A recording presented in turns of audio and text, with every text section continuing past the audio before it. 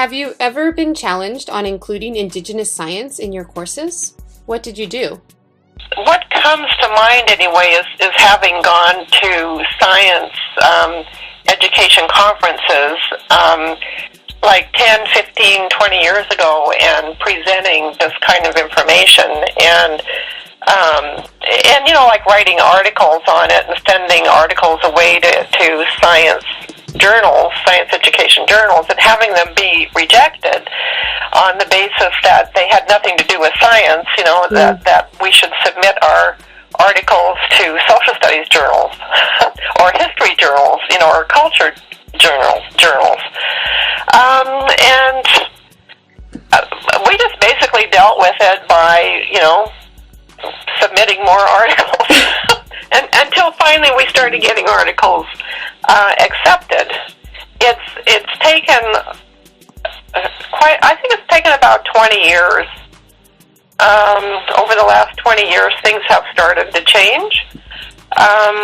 But certainly in Canada, there's much more of a multicultural acceptance and understanding. I know that my husband and I have been accused of being romantics, like we romanticize Indigenous people, but I just kind of like let it roll off my back kind of thing. Mm-hmm. When somebody is completely into Western science and just won't acknowledge it, it's not worth arguing with those people. I just want to spend my energy with people who are more open-minded. Yeah. Because there's so many people who really want to learn and who are open. And I think, we've made a lot of strides over the last several years. Can you share an example of how you integrated Indigenous pedagogy into a post-secondary course? Well, I would say, coming out of environmental education, there's a lot of environmental education pedagogy that is similar to, Indigenous pedagogy, in the sense of, taking people out on the land, learning out in the woods. Like in environmental education, we have always, for the last 40, 50 years, done a lot of work with getting kids to, sit quietly by the stream or the ocean or in the forest, and listen, smell, become one with nature. That's a very native idea, becoming one with nature. I think spirituality, I know that I have a strong sense of spirituality that I think came from my own experiences in nature as a child. So, in environmental education, marine education, we just do a lot of work of taking people out on the land, not just becoming one with nature, but becoming a tree, a barnacle at high tide and at low tide, and sensing what it's like to be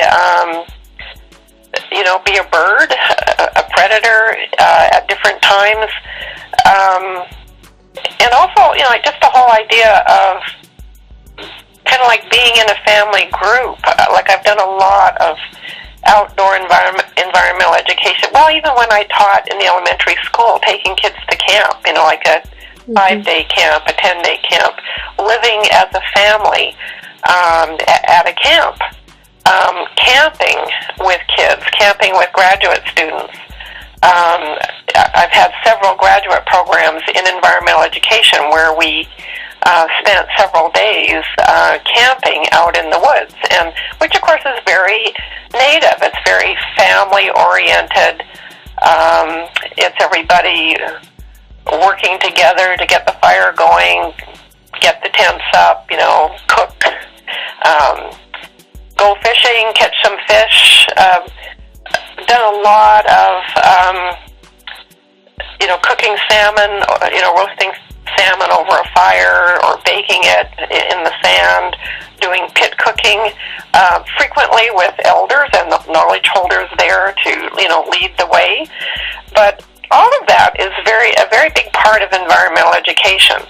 But it's very native, very, the family together, fishing out on the land.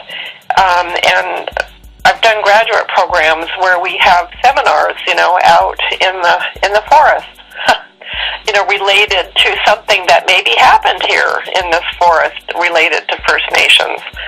So, I think, and talking circles, talking about, sitting in a circle and having people talk about, whatever they're wanting to talk about, what they think is good, or do they have any issues or concerns. But a talking circle is a very wonderful form of pedagogy, from the Indigenous peoples. How did you build relationships with Indigenous colleagues and communities? Well, the first experience I ever had in a Native community was in Mount Currie in the kind of early 1970s, when I taught a course up there on curriculum development one summer and then another one on environmental ed.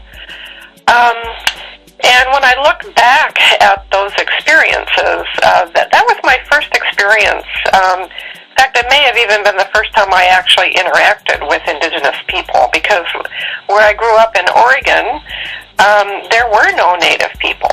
I mean, it was kind of like a blank experience to me. I had always been fascinated with Indigenous people. And even as a young kid and teenager, I read lots of books about Native people. I don't know why. I just was always interested in them. But I never experienced any First Nations people. So when I went up to Mount Currie to teach a course, I think in many ways it was good that I had no prior experience, because I had no baggage. I had no I don't remember people making prejudiced comments or racist comments about Indian people. It was just kind of like a blank to me as a kid growing up. So when I went up to Mount Currie, I had no idea what to expect, but I found that people there were very, very accepting of me.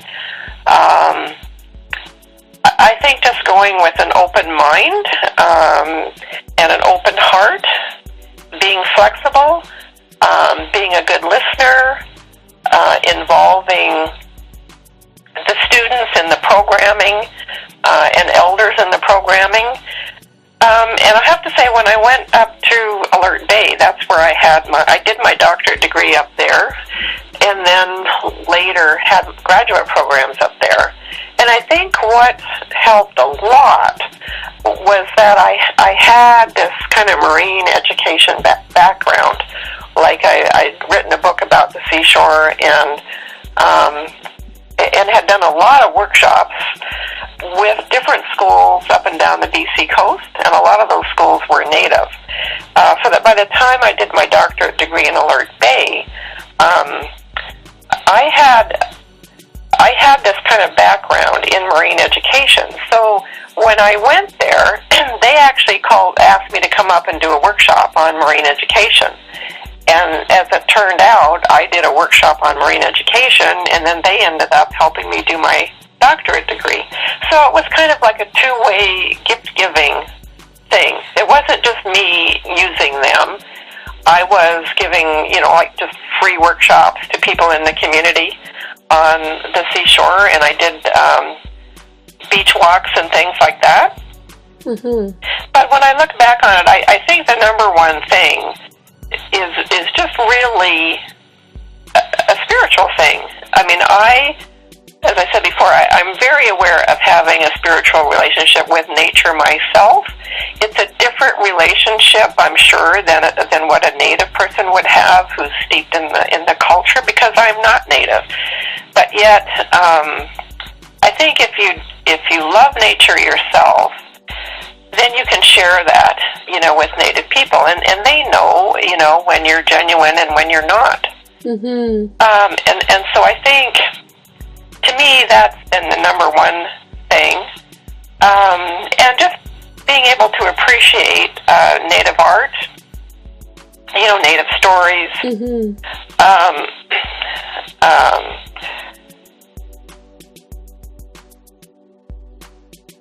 Just that respect for nature, Mother Nature.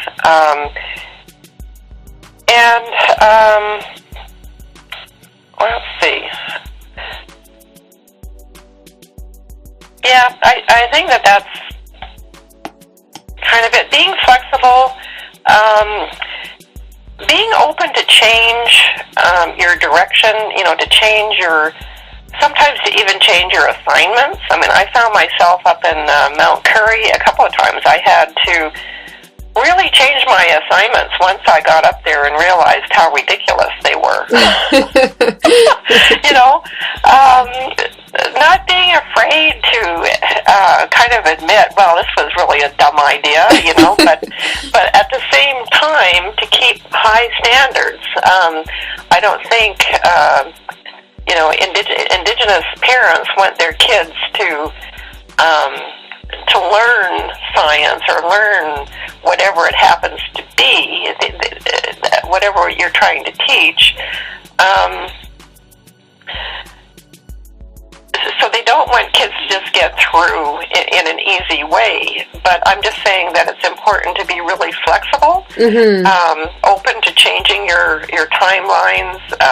Living in a Native community for a couple of summers really helped me to realize how we have to just be really open to changing what we think we should require of students. To still have high standards. Yeah. But to be flexible, and I think that we all know the importance of asking elders to come into the classroom as much as possible, but then there's only so many elders.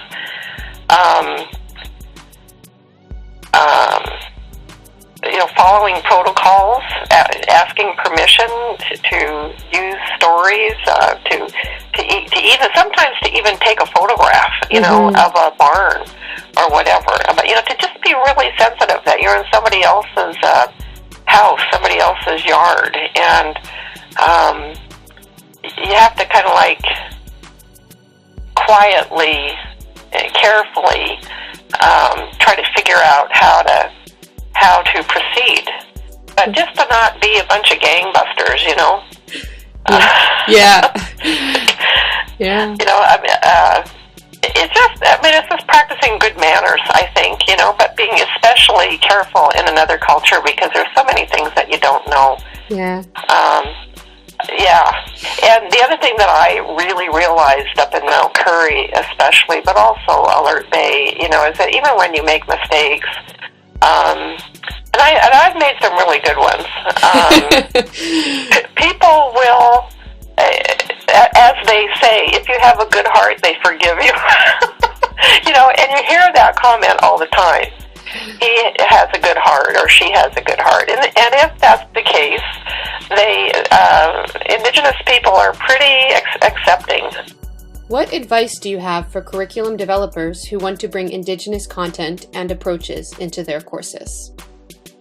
I think it's really important to be aware of, residential schools and the effects of residential schools. That's something that I know when I was teaching at the university, I was surprised initially at how many student teachers had no idea what residential schools were.